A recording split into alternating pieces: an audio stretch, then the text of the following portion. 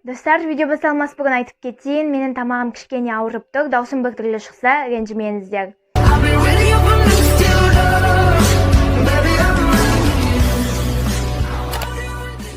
Бәріңе сәлем, сіздер менің каналымда қонақтасыздар. Сол себептен де өздеріңізді үйдерінде сезіне аласыздар. Достар, бүгінгі видео сіздердің көптен күткен, көптен сұраған, прям сіздер комментарийда да көп сұраған қалай видеоны монтаждауға болады. Комментарийдан жиі сұрайсыздар, қалай видеоны монтаждайсың, немен монтаждайсың, өтінемін айтшы. Және достар, міне сол күн, сол уақыт, сондай традиционный сондай, в общем, момент туды. Достар, яғни бүгін өздеріңіз түсінгендей сіздерге қалай иншотпен монтаж жасайтыным жайлы айтатын боламын. Ендеше көп сөйлемей бастаймыз. Достар, біріншіден иншотпен монтаждау үшін сіздер осы яқтағы иншот деген жазу жазылып тұрады. Сондай жазуды алып тастауларыңызды өтінемін. Себебі ондай жазу өте жаман көрінеді. Яғни ол өте арзан көрінеді. Сіздің иншотпен монтаждап жатқаныңызды бәрі білетін болады. И ол бір күшті көрінбейді, сіздің дәрежеңізді түсіреді. Сол себептен де осы жердегі иншот деген жазуды X-ті бассаңыздар, реклама көрсетеді. Сол 15 секунд, 20 секунд реклама көрсетіңіздер, иншот оны алып тастайды. Екіншіден достар, видеоңыздың осындай шет жақтарын андай болады ғой. Қалай айтады? В общем, анандай қазір аяқтан примерін қойып қоям, осылай жасамаңыздар.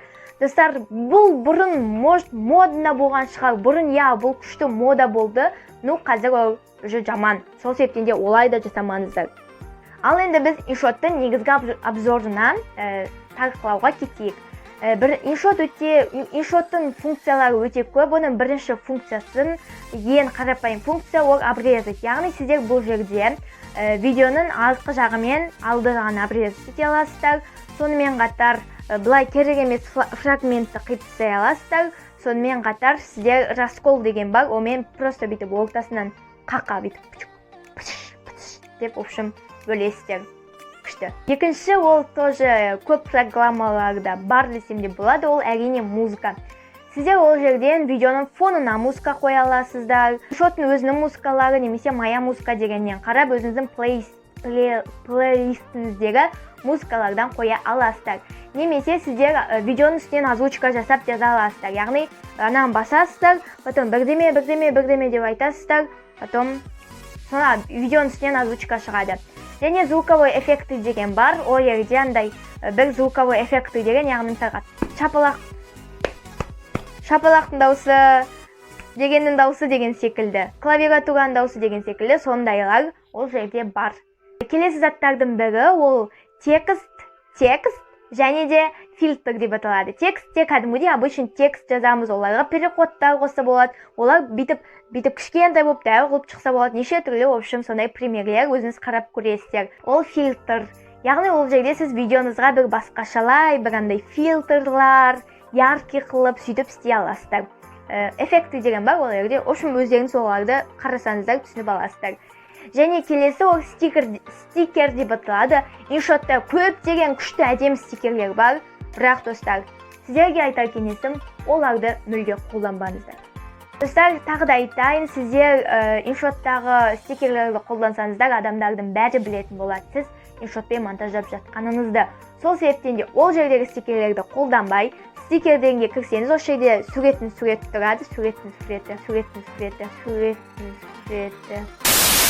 Соны бассаңыздар, өзіңіздің телефоныңыздағы өзіңіздің стикер басқа сайттардан сақтайын етіп, видеоға қойыңыздар. Сол кезде ол андай бір что-то новенькое болады. Сонда сіздің видеоңыз күшті шығады.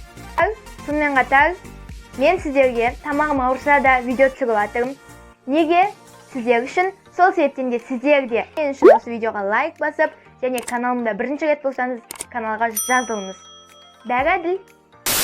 Достар, сонымен қатар иншотта вращение деген болады. Яғни сіздің видеоңыз былай, в общем, айналып, үстіп жүре береді. В общем, түсіндіңіздер. Келесі флип деген болады. Ол яғни сіз мысалға бүйтіп тұрсаңыз, ол бүйтіп қылып жүреді. Тоже аяққа примерлерін сап қоямын, өзіңіз көріп аласыз. Және ең соңғы және ең күшті функцияларының бірі көп программаларда жоқ. Ол заморозит. Я достар, мысалға сіз бүйтіп жатып қатып қалу керек болса, онда сол заморозит басасыз, и сіз бірдеме деп сөйлеп отырсыз, деп қатып қаласыз. Бұл өте жақсы функция. Негізінен иншоттың осымен функциялары бітті деп айта аламын. По идее бітті, иә. Ал ендеше бәріне бай-бай.